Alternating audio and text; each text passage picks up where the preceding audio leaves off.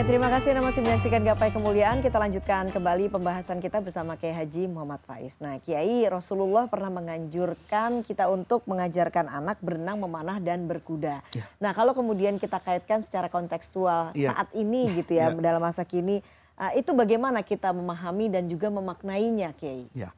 Dulu saya punya guru Mbak Eva, ahli tarbiyah itu. Memang guru itu memang guru yang sejati. Dia sering bilang kepada saya ya, bahwa Rasulullah itu adalah seorang guru. Ya, seorang guru yang memiliki visi jauh ke depan. Maka ketika ada hadis seperti ini, itu pun maknanya menjadi banyak. Ada yang mengartikan dari sabda Rasulullah, alimu auladakum, itu kan asibahah, renang. Ar-romayah, kemudian memanah, atau kemudian menaiki kuda.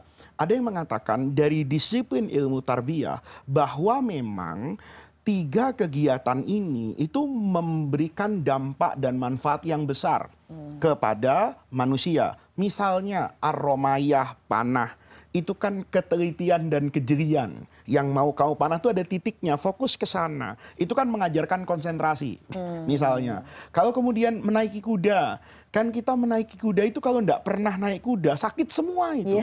Ya kan? Karena kita memaksakan supaya kuda ikut kita. Tapi kalau orang yang belajar naik kuda, itu caranya ya diajarkan, kamulah yang mengikuti gerakan kuda itu. Maka nanti kamu akan merasa enak di atas pelana kuda itu. Itu kan mengajarkan kepada kita bahwa hidup itu dinamis. Kalau saya nanti harus mengikuti perubahan, ombak, arah angin, itu kan visi yang diajarkan oleh Rasulullah. Ya kan? Jadi kalau saya sekarang masih mengajar dengan tradisi kuno misalnya, anak harus mencatat, ini mungkin sekarang tidak laku sekolah saya. Sekarang zamannya laptop, zamannya misalnya digital dan sebagainya. Itu kan pesan Rasulullah sebetulnya. Nah, kemudian yang ketiga misalnya berenang. Itu pasti aspek kesehatannya. Tetapi kata guru saya tadi itu, ini sebetulnya maknanya itu metafora. Metaforanya di mana kata guru saya? 3 kegiatan ini adalah kegiatan yang hebat di masanya. Misalnya berenang. Orang Arab tuh pada masa Nabi nggak semuanya bisa berenang. Kenapa nggak semuanya bisa berenang? Nggak ada sungai.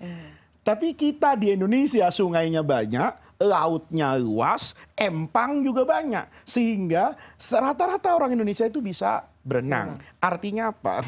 Nabi membuat satu anjuran. Kamu kalau ingin menjadi manusia yang mahal dan bermakna, kamu memiliki keahlian yang jarang dimiliki oleh orang lain.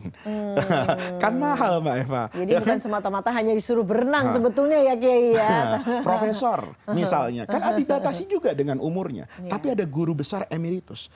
Dia tidak dibatasi lagi usianya. Karena kelangkaannya pakar seperti ini. Nah, ketika Nabi bicara renang, kata guru saya, itu maknanya kuasailah sesuatu yang jarang dikuasai oleh orang lain, maka nanti kamu akan mahal di sana. Ya kan? Satu. Yang kedua, ar-romayah, panah. Panah itu kan senjata yang paling canggih di masa lalu. Karena apa? Karena kalau pedang bertemu dengan pedang, tombak bertemu dengan tombak, resiko kematiannya itu besar. Tapi kalau pemanah, asal dia berlindung pakai tameng, kemudian dia memanah musuh, orang mati tapi dia sulit mati. Artinya apa? Kuasai sesuatu yang paling canggih dan paling hebat di masanya. Maka kamu nanti akan menjadi bangsa yang ada di atas bangsa lain. Pisau di kita itu berbahan baku baja. Ya hanya menjadi pisau.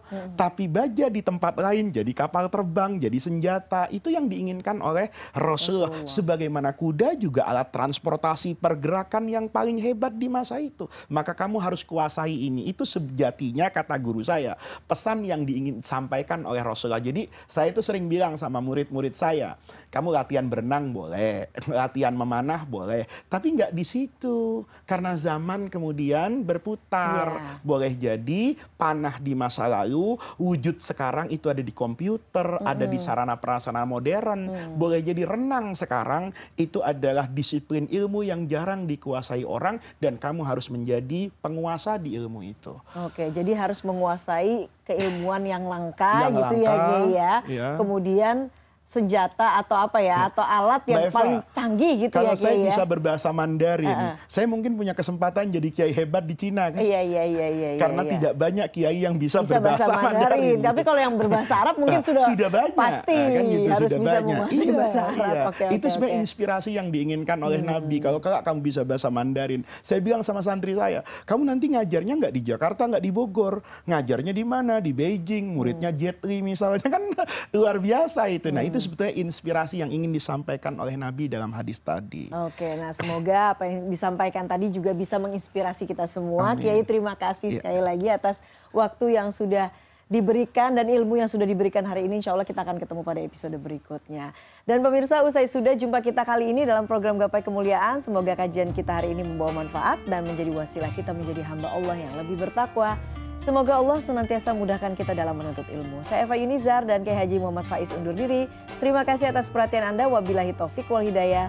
Wassalamualaikum warahmatullahi wabarakatuh.